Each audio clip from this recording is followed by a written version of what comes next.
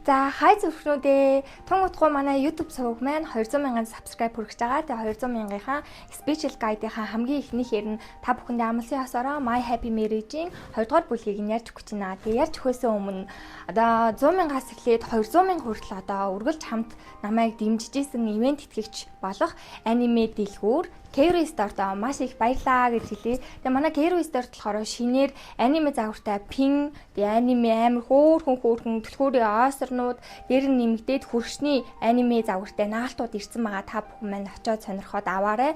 Мөн тун утгагүй маш олон гой бараанууд ирнэ. Та бүхэндээ бас сонирхуулна. За мэдээж бас нэг зүйлийг мартах ёсгүй.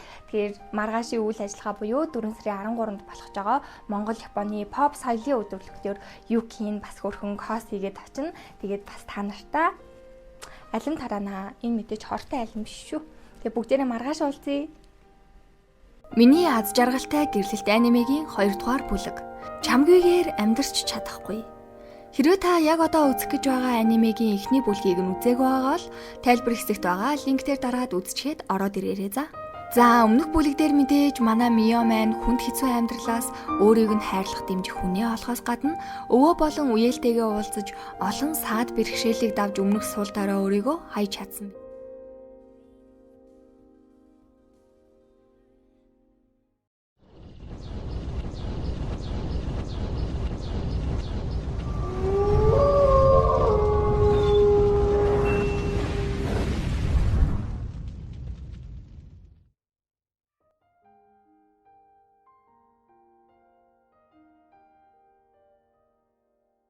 Арататай Мио маань яа харахгүй үеэлүүд учраас Киоко харьцахаас өөр аргагүй.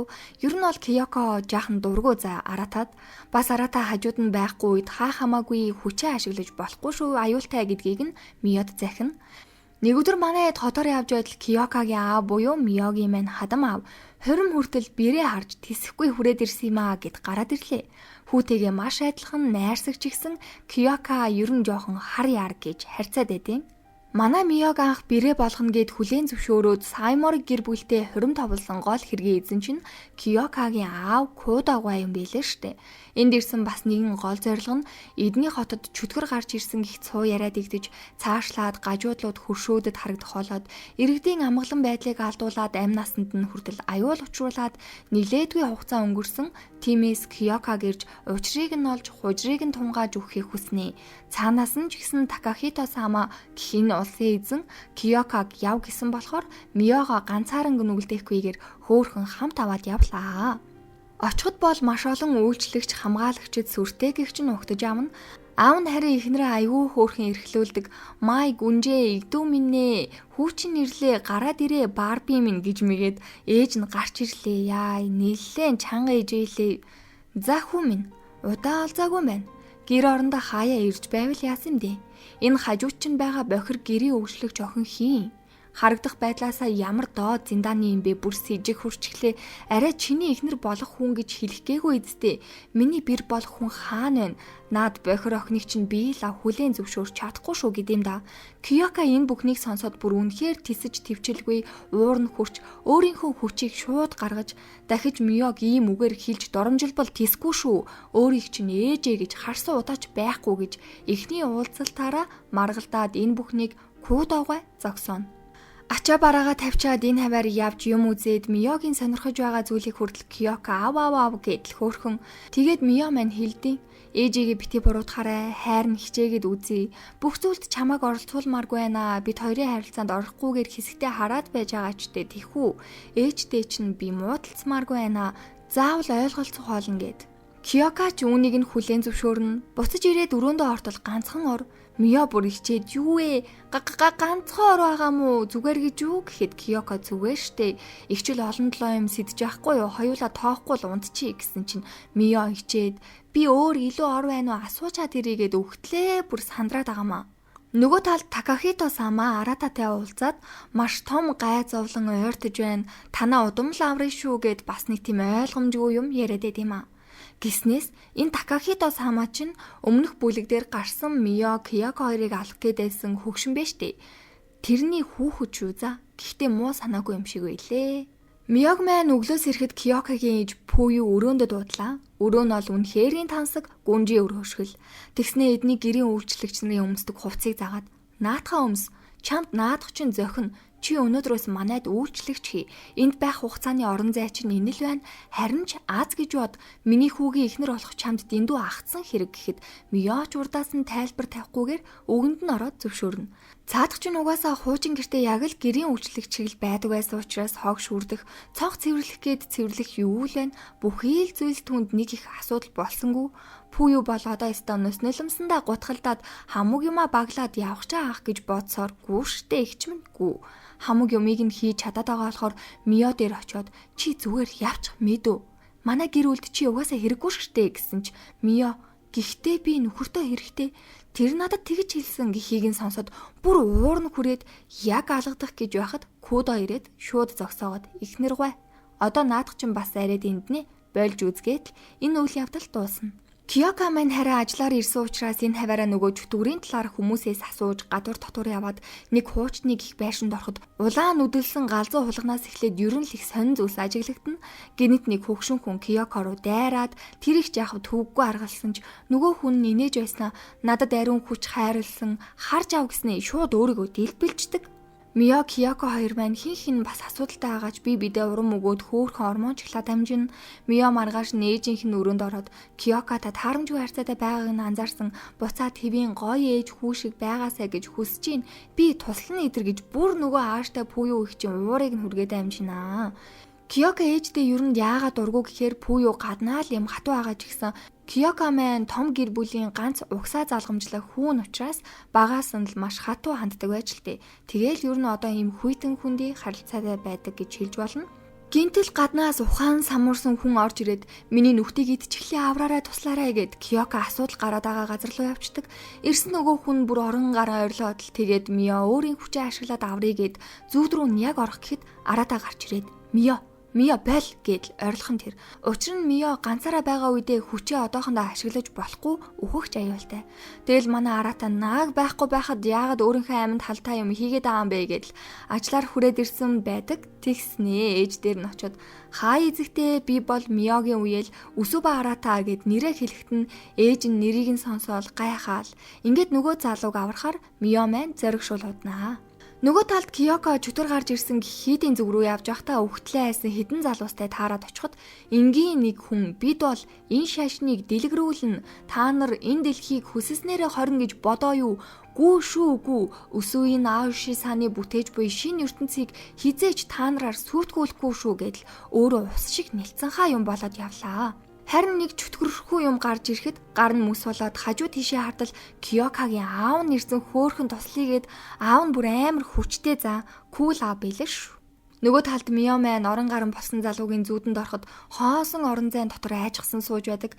Бид нь хүрэхэд доороос нь бас л нөгөө өсвийн аашигийн чөтгөр татаад Мио энэ хүнийг заавал яаж иж агаад гарах ёстой гэж бодсон учраас хамаг хүчээ гарган байж авардаг. Гэхдээ сэрснийхэн дараа гол нь араата чи намайг таньж гин үү гэд байдیں۔ Их сонин. Киоко гэртээ яаран сандрын ирээд Миода санаан зовчихсон. Тэгээд Такахита сама аратаг өөрийн биеэр очиж мэдээлэл ав гэсэн болохоор ирсэн юм байна. Киоко ч өсөөний наавши гэх хүний талаар сонсоод арата бүр царай нь хувьс хийгээд наад хүн чинь манай удмаас салаалсан. Бараг л бидэнтэй адилхан хүчтэй. Ер нь бол Миогийн ээжтэй гэрлэх байсан ч Сүми Саймори гэр бүлийн бэр болсноос хойш биднээс холбоо тасарч алга болсон. Тэгэхээр энэ удаагийн хэрэг нэлээд хүндэл юм болох нь гэдэг. Аратаг явсны дараа Киоко чиний минь сэтгэл санаа хэцүү байгааг ойлгож байна. Гэтэ юу ч болсон би чиний хажууд чинийхээ чадахгүй зүйлийг би хийж, чинийхээ хийж чадах зүйлийг чамдаа үлдээгээд хоосон орон зайг чинь би нөхөж бүхий л зүйлд хамтдаа шүүгээд үнэхээр хайр гэдэг нь л энэ бах та. Учир нь Киоко Миогүйгээр, Мио Киокогүйгээр ертөнцийг төсөөлөхөөргүй тийм л их бие биедээ хайртай болсон байна. Өглөөнс ирээд үнсэлтэй бодоод ичээд авчирсан даашин за өмсөж чадаагүй болохоор жахан гонсоогоод явах бэлтгэлээ хангаж байтал ээж нь орж ирээд ёо одоо л нэг юм явлаа юу ашхүүтэй ахиж бити ирээрээ чи гэснэ. Наад даашинт чинь чинийх юм уу гоё юм бэ заа юу. Тийм болохоор өмсөхгүй явна л гэж бити хэлээрээ. Бас байнга бити уруу царайлаад уучлаарай гэд бай. Ер нь бол би чамайг баг зэрэг хүлээн зөвшөөрсөн. Учир нь чиний Киокагийн өмнөөс хийсэн хүн аварсан тэр үйлдэл чинь миний хүүгийн эхнэр болж чадах юм байна гэх бодолд хүрэхлээ. гараад илэг гэснээ өөрийнхөө зүүдэг туузыг бэлгэлчээд гараад явцдаг. Ээж нь тэгээд хичнээн хатууч цаана хайрлаад л байгаа бололтой. Харин Киёкадад харснаа. Дараагийн удаа эхнэртэйгээ ирэхдээ эхнэрийнхээ бүрэг ичимхий занган засаж ирээрэй гэж хэлэхэд Киёка хүртэл маш их баярлаж байгаа нэгт. Хайрын дотроо халан гаднаа гэж ийн ахта. Ингээд манай хоёрын энд байх хугацаа дуусаж буцлаа. Тэдний хотод харин Киёкагийн цэргүүд чөтгөр барих гэж байгаад өөрсдөө баригдаж байдаг. Галт тэргээр тэд явсаар Киёка бааз руугаа Миёг Арата хүргэж өгөх талаар ярилцаж байтал гинт муу энерги мэдрээд за Кода гэр бүлийн тэргүүн Киёка, Усуба гэр бүлийн залгамжлагч Арата болон миний хөөхөн охин Миё гой дүр зураг ахчнэ гэд яригадад байсан Усуи Наоши гараад ирлээ. Усуи Наоши ингэж гарч ирчээд тэр хоёрыг дайралт хийсэн ч энэ удаад зүгээр л мэд мэдээд явах гэсэн юм а гэдэл ормөргүй алав очихлоо. Годогийн баг нөгөө дайралтад өртөөд 2 сар гаруй хэвтэ эмчлүүлэх шаардлагатай болсон болохоор Годогийн оронд энд байх ганцхан эмэгтэй офицер Жиночигээр ахлуулсан баг нэмэлтээр ирнэ. Бас Арата Миё хоёр эднэрт туслаад Миё одооноос эхлээд Жиночигээр хамгаалуулж эдний байранд байхаар болдгоо. Арата нь Усуи удмын маш хүчтэй буюу хүнийг харах, сонсох, үнэрлэх гэх мэт 5 мэдрэхүүгээр хүмүүсийг төөрөгдөлд оруулж оюун ухаанд нь нөлөөлдөг чадвартай юм байлээ шүү. Манай Жиночи энэ аягүй хөөрхөн хайртай. Миёд эндхийн бүх газрыг танилцуулаад бүр дотны сайн найзууд болцгоё гэж хэлнэ. За эдний гал тоогоо энэ төр бол бүр олон жилийн турш хуримтлагдсан даг дайрал гэсэн үг. Ута. Арата харин өвөөгөөсөө Усуи Наошигийн талаар асуухад Аратаг ухаан орох үед эдний гэр бүлийг аль хэдийн орхисон байсан. Багасаа л маш хүчтэй чадвар нээлт мэдрэгдэг, хинтээж харьцдаггүй, найзалдаггүй, хэний ч үгэнд ордоггүй байсан ч зөвхөн Миёгийн ээж Сүмигийн үгэнд л ордог байж гэлтэй. Миё яагаад ч юм ээжигээ бас Усуи Наошиг зүүдэлсэрээд энд зүгээр сууж чадахгүй болохоор нөгөө даг дайр болсон өрөөг Жиночитэй хамт цэвэрлэхээр болсон бол Годо Жиночи гэх эмэгтэй тэдний хуаранд ирснийг сонсоод бүр баярлаад шоконд ороод баг сайн юм шиг байлээ энэ зайлиг бас. Годо эмнэлэгт хэвцсэн болохоор манай хоёр ирэхээр очлоо. Киёко Годог харсан дайруудаа царайнд бүр гинт хувьс хийгээд эмчтэй нь уулзлаа гэд гараад явчин үүнийг нь ч Годо анзаардаг. Учир нь Годогийн аав нь өмнө нь энэ газрынхан дарга байсан. Киёког бүр жаахан байхад нь Годогийн аав нь чадварыг нь мэддэг байсан болохоор цэрэгт илсүүлэх гэсэн ч Киёка зөвшөөрөөгүй. Тэгээ тун удалгүй Годогийн аав нь албан үргээ биелүүлж аваад амнасаа алдсан нь Киёкод бүр маш хүнд цохилт болж хүчтэй чадвартай учраас хүмүүсийг хамгаална гэд одоогийн энэ ажилдаа орж цэрэгт илссэн юм бэлээ. Тиймээс Годогийн энэ байгаа байдлыг нь хараад түүний аавыг нь харсан юм шиг маш хэцүү мэдрэмж төрсөн нь ойлгомжтой.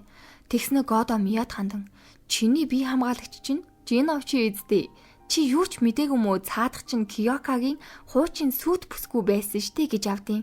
Ядчихад энэ үед нь Жиночи гадаа ирчихсэн энийг нь сонсчихсон. Тэгээ энэ бүхнийг Миё Киёкогоос асуухт амьдралдаа анхны дурлаж хайрлсан эмэгтэй бол зөвхөн чи. Жиночитэй зөвхөн сайн цэргийн хуваар харж холбоотой байдаг гэдгээ тайлбарлаж энэ асуудал нэг юм намжглаа. Миё маань дахиад л эвгүй зүудээ зүудэлсээр юуг илэрхийлээд байгааг өөрөө ч мэдэхгүй байгаа. Сэрээд Жиночитэй хамт өглөөний цай ууя гэсэн чинь надад тийм ирэх байхгүй. Би бол Киёкод үнэхээр хайртай, энэ бол миний үнчин хайр, sorry mori гэд. Тэгсэн чи Миё зүгээрштэй ойлгож байна. Тийм байсан ч би чамтай найз хэвээрэл байна гэд. Миё маань угаасаа аль цайлган болохоор манай хоёр ч ярилцсан. Үзэгдэл солигдож нөгөө нэгдүгээр бүлэг дээр байсан муу талын Микадог Наоши оргуулад аваа явчихдаг. Түүний араас Киёко болон цэргүүд нь явж Миёг харин Жиночи болон бусад цэргүүд нь хамгаалж үлдсэн хэдий ч Наоши аль хэдийн гадаа байгаа цэргүүдийг үгүй хийчихэд бүхэл бүтэн хамгаалалттай байгаа газрын хамгаалалтыг устгаад ороод ирчихсэн. Бүгд л юу болоод байгааг ойлгохгүй байж адил нөгөөх чинь нэг эвгүй инээснэ. Дотроос оршд маангуудаа та нар дотор уруугч байгаад байна. Тэрнээс би яаж ийм хүчтэй хамгаалалтыг суулруулж орж ирэхвтэ гэсэн чинь Жиночигийн царай гачин болоод за. Жиночи энэ үед үгүй би албаар ингээгүй шүү андуудаа. Наоши миний аавыг барьцаалж ална гэд тамалж хүчээр намайг ийм зүйл хийлгсэн гэсэн ч Наоши бүр бити одоо хөөрөөд байгаараа бүсгүй. Юун аав жүжиг яриад ахын чи дурандаа суллаж өгөө өсдөө гэж мигээд бүх цэргүүд тулалдана. Гэхдээ бүр Наошид юу ч болдоггүй. Сүүлдээ Жиночи ч гэсэн тулалдсан ч бас л маш хүнд пиртэн. Ингээд Миёг авч явах гээд Миё юуг жил явах азар энэ үед хайр тонгор Киёко нэрж аварнаа. Байдал нилээн хүндэрч бүх газруудыг шалгаж байхад Арата одоо л гэр бүлийн хамгаалъя. Одоо л бүх байдгаа гаргая гэд байж итл бас нөгөө Наоши ч нь гарч ирсэн. Тэгснэ хай бро чи өстө яг миний залуу төрхтэй мангар айдлахаа харшаар шүү. Миёг өөрийн болгомоор байна уу? Би чамд амьдралыг чинь илүү амар болгох зам заагаад өгье гэд игнэндээ игнүүлэх санал тавинаа. Харин Жиновжийг төв рүү буцааж тодорхой хэмжээний шийтгэл өгөхөр болж шинэ жилийн баяр болоод манай эд гэр бүлээрээ аз жаргалтай тэмдэглэж байна. Гэхдээ энэ аз жаргал хэр удаан үргэлжлэх бол? Мэдээж шинэ жилийн дараа заавал дараа жилийнхээ хүсэл бүрээ бодон залбирдаг нь ёс бөгөөд Мио маань өмнөх гэртээ жил бүр гэртээ үлдэж гэр орноо цэвэрлдэг байсан бол анх удаа нөхөртөөгөө хамт сүм явж залбирна.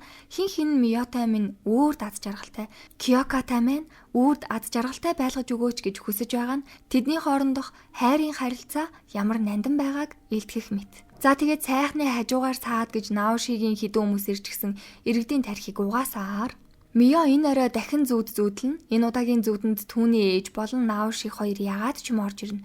Ингээд нөхөртөөгөө хамт энэ улсын эзэнгийгдэх Такахита сама дээр очиноо. Яах чаа гэхээр ер нь бол энэ ордонд байрлана гэсэн үг. Цаашдаа олон аюултай маш хэцүү зүйлдээ нүүр тулж байгаа болохоор Миог хамгаалах нь хамгийн чухал. Азар энд Юри болон Киёкагийн их чинь хамт байх юм байна лээ. Такахита сама энэ улсыг аюулгүй нэг ч иргэнийг битгий гэмтээсэ гэсэндээ бүх талаар арга хэмжээ авч бүхий л яамдын сайдуудтай уулзалт хийж бэлэн байдлын өндөр зэрэглэлд шилжихийг сануулна. Оройн цаадах чинь бас охтуудтай ууж идээд айхтар Жиновч хүртэл шидийн хүчээрээ нөгөө хэдтэй толиор холбогдож хол ээж ижил уугаад юм яриад их жаргалтай байна уу манайд. Тэгээд Киёкагийн их чинь Мио тандан миний дүү хайртай хүндээ өөрийнхөө мэдрэмжээ илэрхийлэхээс хизээж битээ айгаарай. Их чинь нөхөртөө үнэхээр хайртай байсан ч гадны хүмүүсийн хил амнаас болж салсан. Одоо харамсдаг. Тиймээс өөрийнхөө үзэл бодолтой бат зогсоорой гэж маш сайн анхааруулдаг. Игчийг тасарч унсны дараа Такахито Миотой ярилцсанаа. Одоо цаг цэвүүн болсон байна. Өвлийн цагт уймсан сакура цэцэг үдшийн бүрийг авчирна. Тэгэхээр цас орох үед ямар нэгэн аюул ирнэ л гэсэн үг. Энэ Такахито ч ирээдүйг таамаглаж харж чаддаг чадвартай байхгүй юу? Тиймээс Мио нөхөртөө маш их санаа зовсоор. Киёкаг гадуур асуудлууд зохицуулахаар явсны дараа мэдээж ордон дотор Арата Миог хамгаалж байгаа. Тэгтэл яагаад ч юм нэг тийм сэжигтэй үйлдэл Аратагаас гарч хаанаас ч юм боловсролын сайд гарч ирнэ. Энэ ордонд хамаагүй ингэж орж болохгүй штэ. Арата тэгэхээр нэлээд сэвтэй болоод ирж байгаа байхгүй юу? Оройн Киёко Мио хоёрыг хамт унтуулах гэдэг чинь хор найруулсан. Аргагүй ирэхэд нэг оронд унтаж байгаа ч гэсэн Мио бие барьсаар Киёко түүнтэй илүү дотн болмоор байгаагаа хэлсэн ч Мио арай л бэлэн биш байгаагаа түүнд ойлгуулна. Удалгүй хотод шинэ мангас гарч ирлээ. Годо цэргүүттэйгээ зохицуулсан ч өсвийн Наошигийн хорон явуулах аль хэдийн цэргийн яамд ирж гисэн энэ хэсгийг атхандаа оруулах шинжтэй болоод явчлаа.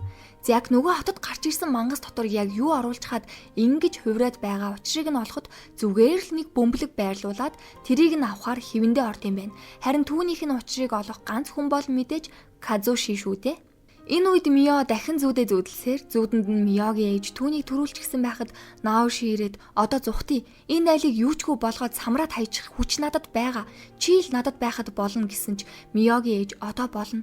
Энэ бүхэн бүгд бүтэхгүй гэхэд дахин түүний зүүдэнд Наоши одоогийн байгаагаараа гарч ирээд за миний хөөхөн охин одоо ухаан орж үз. Ээжийнхээ хүслийг биелүүл. Энэ дэлхийг чи хангалттай их захирах би хүчийг чамд өгнөө. Инээтрэгэл донгосч байна. Мио энэ бол миний ээжийн хүсэл биш. Олон хүмүүсийг бити дарчлааж зовоогооч гэж хэлээд хардарсан зүуднээсээ сэрээд гадаа гарахад цас. Тийм ээ, энэ бол муу зүйл болох гэж байгаагийн тохио. Өвлийн цагт уймсан сакура цэцэг үдшийн бүрийг авчирна гэж Такахито самагийн хэлснээр. Мио үүнийг маш сайн мэдж байгаа учраас ойр хавийн хүмүүсээс тусламж гуйх гэсэн ч хинч байсангүй. Киёкагийн ихч Юри хоёр ирээд түүнийг тайвшруулах гэсэн боловч ордны хаалгыг хамгаалж байсан бүх хүмүүс өвчгсөн. Такахитогийн туслахын биеийг Наоши удирдах Хазукиг багалзуурдаад нөгөө бөмбөлгөөр өөрийгөө жинхэнэ мангас болгож Миог яг л бяцлах мэт маш хүчтэй атгасаар байдаг. Цаанаас нь Наоши яг одоо нөхрийгөө дууд. Тэгвэл чи амьд үлдэн дууд гэдэл нэг зөвүүн Мио хизээч Киёкаг аюулд оруулахыг хүсэхгүй байгаа учраас тэссээр өөрийнхөө хүчээр зүүдэндээ мангасыг оруулсан ч арай л хүч нь хүрдэггүй. Яг энэ үед Киёко ирж түүнийг аварсан ч нөгөө Арата ч Миогийн нүдэн дээр Киёкаг бүр хит удаа буутчт юм да. Тэгснээ наадах ч улсаасаа урвсан эзэн хааны тушаалаар баривчил гэж мэгээд Киёко явхаасаа өмнө Мио тандан чамд энэ үгийг дахин хэлэх боломж олдохгүй байж мэдх юм. Хайртай шүү гэж хэлээд тэд салцгаана. Ёо энэ хэсэг бүр үнэхээр муухайсан. Мио уйлахаас өөр юу ч хийж чадалгүй хоцорно. Миод Киёкагийн өгсөн Шикигами газар тунсан харагдана.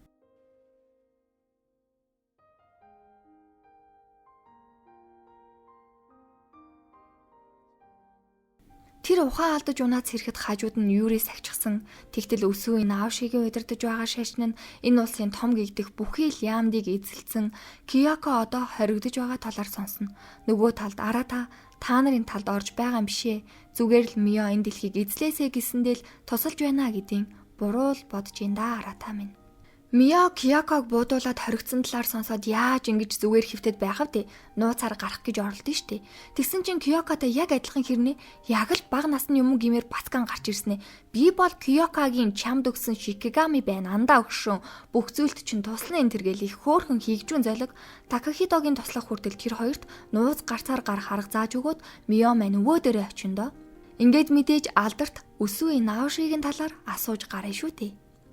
Наошиг баг байхад нь эцэг ихэн дээрэмжтэд алуулж эдний удмынхан энгийн хүн дээр хүчээ ашиглаж болохгүй гэсэн дүрмтэйч Наоши тэр үед энгийн хүн дээр аав ээжигээ хамгаалахын тулд хүчээ ашигласнаас болж хүчийг нь хорж түүнээс хойш хинтээ ч юу ч ярьдаггүй маш бүрг хүүхэд байсан ч Миогийн ээж болох Сүми түүний амьдралд яг л нар мэд цэлмэн цэлмаа шиг гарч ирснээр тэр маш их өөрчлөгдсөн байж тиймээс хоргийг нь ч гэсэн болиулсан.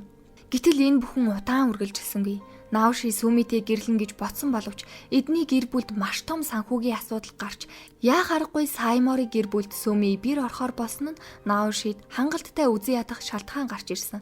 Ингээд тэр удмыг бүр мөсөн орхин оцсон юм байна. Өвөөгөөсөө нилээн их юм сонсчоод унтаж амрах гээд Шикигамиг хажуугаар ороод унт гэсэн чинь бас ичиж мичээд Шикигамийн даардгүй гэхдээ яхав чиний хажууд хэвтэл манай эзэн баярлах л байх л та гэж мэгэд хөөхөө энэ золиг.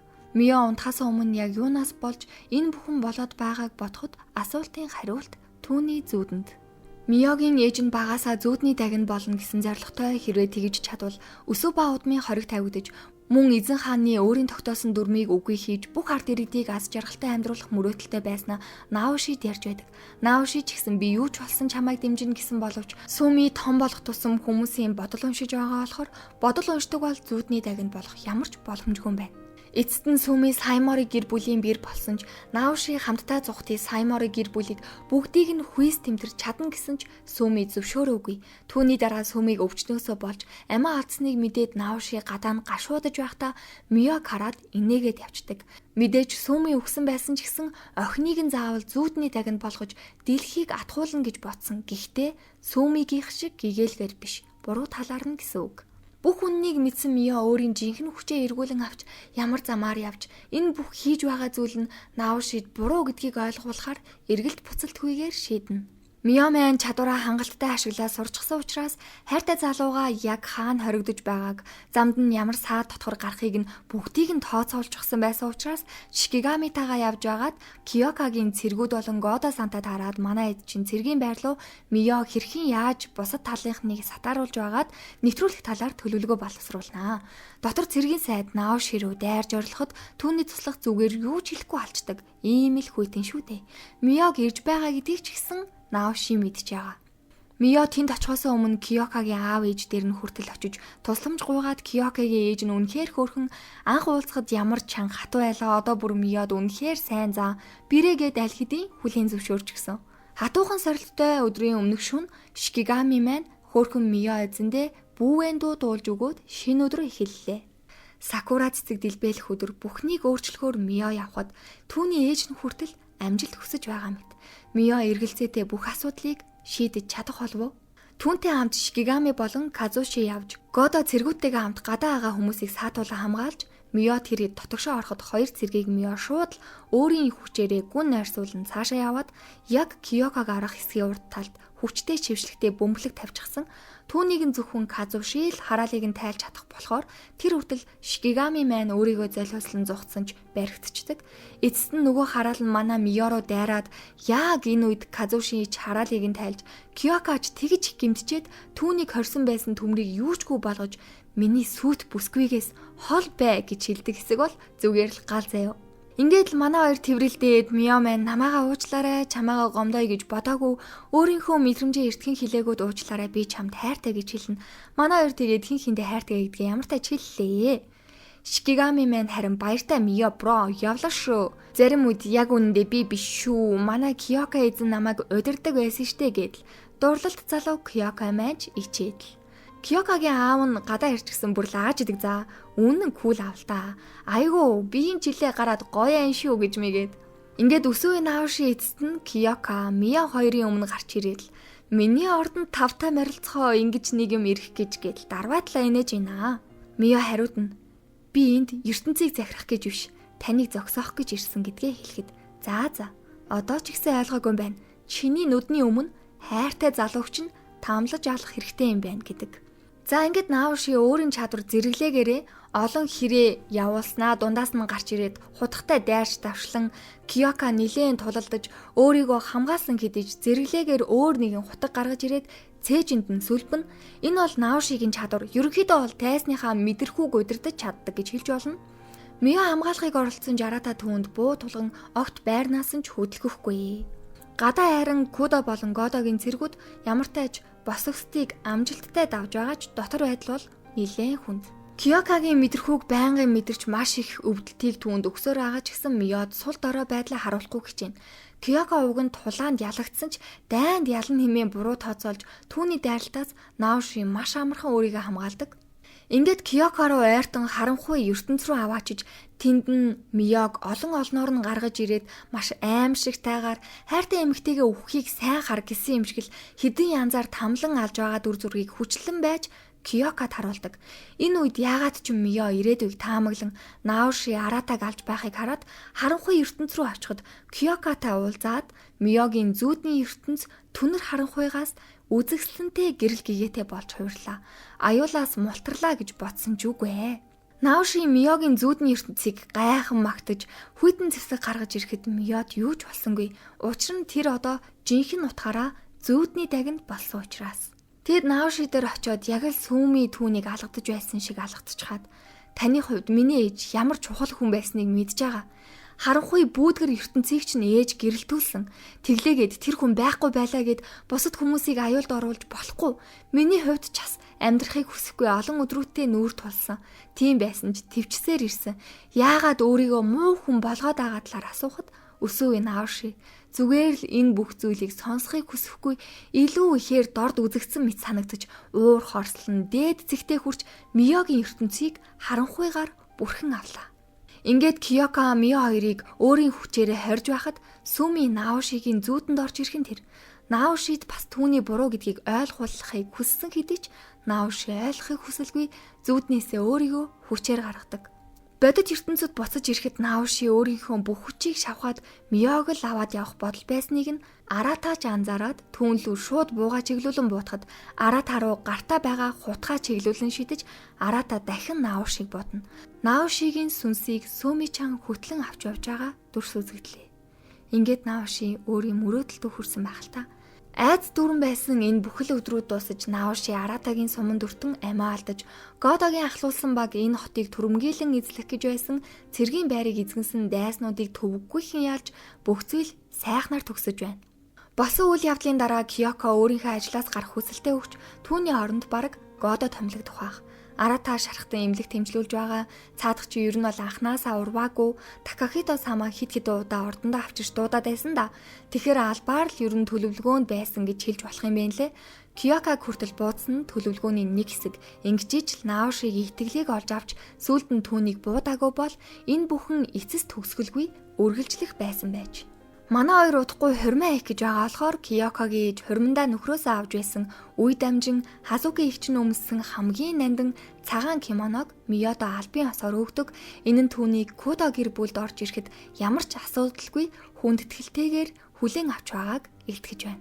Энэ газар бол Мио эднийд бэр орох гээд ирээд удаагүй анх удаа Киокада гадуур гарч суусан кафе.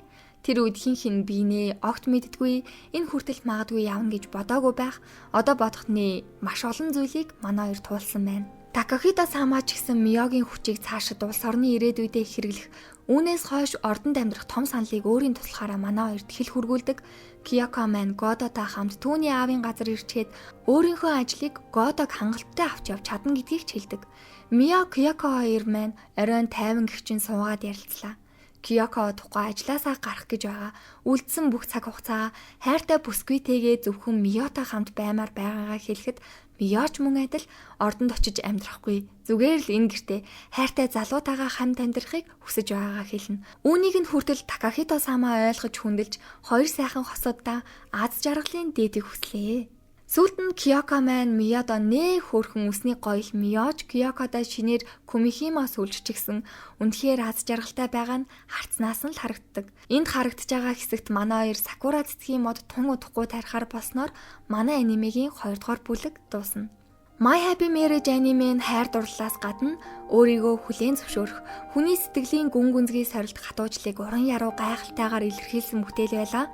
Харин 2 дугаар улирлын төгсгөлд Мио өөрийнхөө өнгөрсөн бүхний зовлон шаналл, үнэлэгдэж чадаагүй амьдралаа даван туулж, хайртай бүхнээ олж, хайртай хүнтэйгээ хамт аз жаргал, итгэлцэл, сэтгэлийн амар амгаланд хүрч байгаагаар эцэлэгдсэн нь жинхэнэ хайр хүнийг өмнөх том шарахыг нь эдгэж, өөртөө итгэх итгэлийг өгч өөрийгөө нээж олж харахад нь маш их түлхэц болж байгааг анги ахих бүрт харж олноо. Хүний үнц нь гадаад орчин, өмссөн, хувцас, эдэлж буй үнэтэй зүйлсэд бус, дотоод гэрэл, зүрх сэтгэлээр хэмжигддэг гэдгийг гүн гүнзгий ойлгуулсан уран сайхны бүр маш өндөр өгүүлэмжтэй, зүрхэнд хонорштол, уянгалсан гайхалтай бүтээл байлаа. Эцэст нь бид давхгүй гэсэн даваагаа долоод авч уучлахгүй гэсэн хүнээ 100 удаа уучилдаг. Хизээ нэгэн цагт санаандгүй таарсан нэг нь насан туршийн хайрчин болж харин итгэж явсан нэг нь тань сэтгэлээр чинь нэвдэг гэдгийг үргэлж мэдэрч байгаа ах. Бид явахгүй гэсэн замаараа нэг мэдхэд талхаж төсөөлөөгүй хувь тавилантайгаа нүүр тулдаг.